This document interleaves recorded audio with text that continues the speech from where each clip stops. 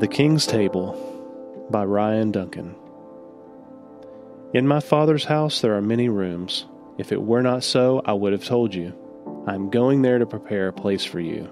John 14:2. One of my favorite Bible stories is 2 Samuel chapter 2, verse 1. The story begins a few years after David has finally become king of Israel. Before this, his life had been an endless string of running, fighting, and hiding, as he was mercilessly pursued by Saul, who wanted nothing more than David's head on a spike. Now Saul was dead, and David would have been perfectly justified in dishing up some well-deserved payback on the royal family. Instead, he does something completely different. David reaches out to Saul's last living grandson, a poor cripple named Mephibosheth. Despite being Saul's grandson, Mephibosheth's life hadn't been that great. His legs had been broken as a baby, both his parents were dead, and he was living alone in exile. When he heard David was coming, Mephibosheth probably assumed that this was it for him.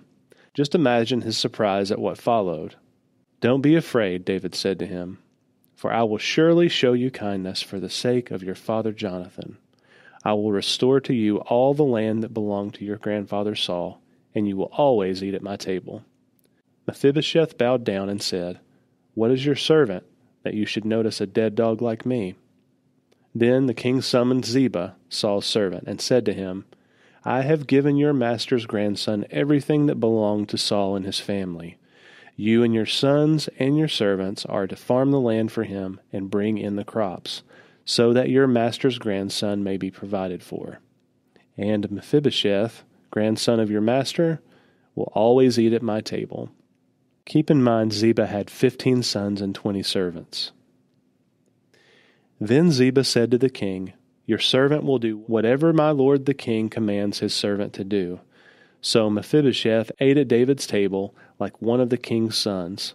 Mephibosheth had a young son named Micah, and all the members of Ziba's household were servants of Mephibosheth. And Mephibosheth lived in Jerusalem, because he always ate at the king's table, and he was crippled in both feet.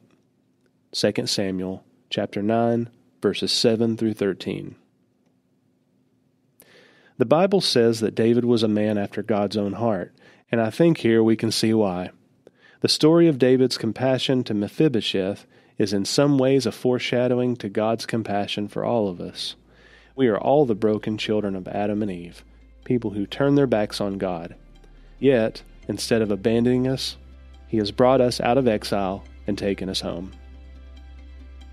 Intersecting faith and life. Whatever trials you may be facing, always remember that you have a place at God's table. For further reading, check out Luke chapter 6, verses 37 and 38. And as always, check out fantastic resources on faith, family, and fun at crosswalk.com.